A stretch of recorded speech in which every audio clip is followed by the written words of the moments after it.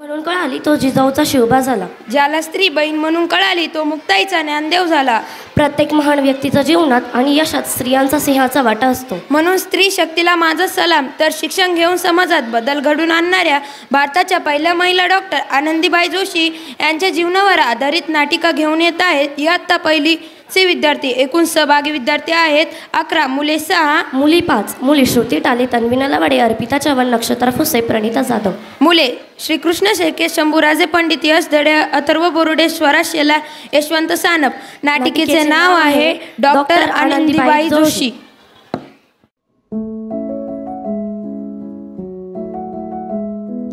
नमस्कार, मी नक्षत्रा योगेशपूत तुमच्या सगळ्यांचे स्वागत करते. आज पहिली अ व ब चे विद्यार्थी एक नाटिका सादर करणार आहे. नाटिकेचे नाव डॉक्टर आनंदीबाई जोशी. यामध्ये एकूण सहभागी विद्यार्थी 11. चला तर मग आपल्या नाटिकेला सुरुवात करूया.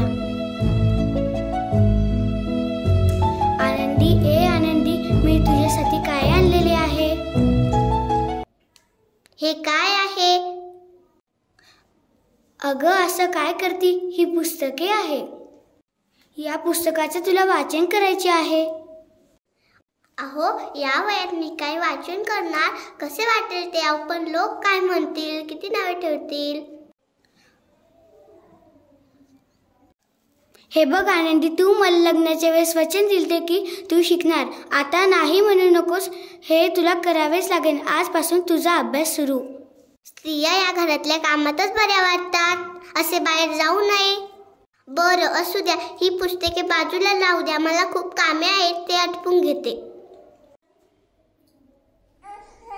अरे बाळा, शांत हो. काय हवं तुला? अरे देवा, याचा अंग तर खूपच तापत आहे. आता मी काय करू? हे पण घरी नाही. आता मी काय करू? आनंदी, अगं आनंदी, किती रडत आहे बाय. आणि हे काय, किती ताप आला आहे त्याला. तू वैद्याकडे घेऊन जा त्याला. हो, एवढी कामे आटपते मग जाते. ठीक आहे. अगं बाई, याचा अजून ताप कसा कमी नाही झाला? अगं, किती रडतो आहे हा.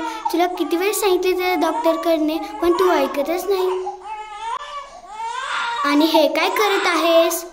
ऐका ना, चिडू नका. देवाचा अंगाला लावत आहे.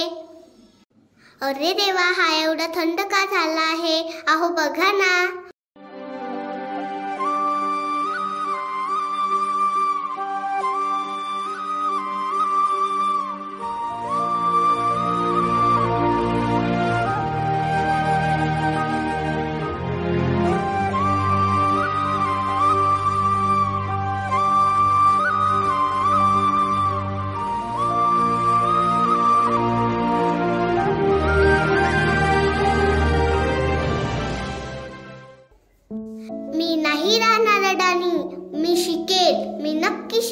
कारण उद्या एखाद्या आईला उपचाराच्या कमतरतेमुळे आपल्या बाळाला मुकावे लागणार नाही. मी शिकेल, मी नक्की शिकेल.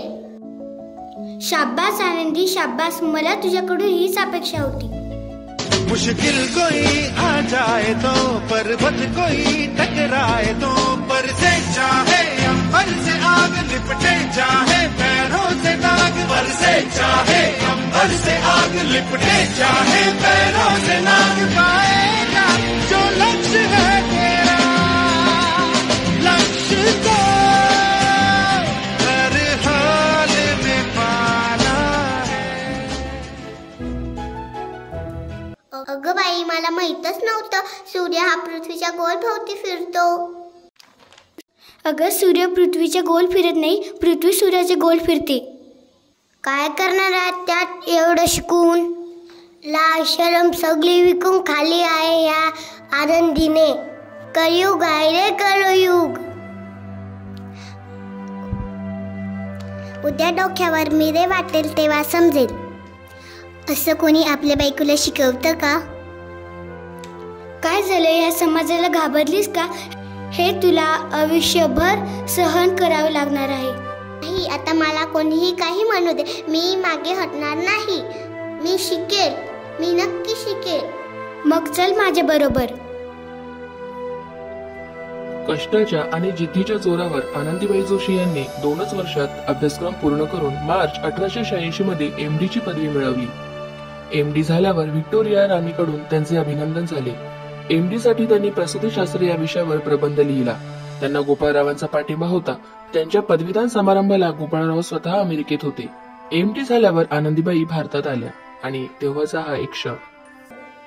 गोपाळरावचं घर हेच आहे का? तुमची अमेरिकाहून तार आली.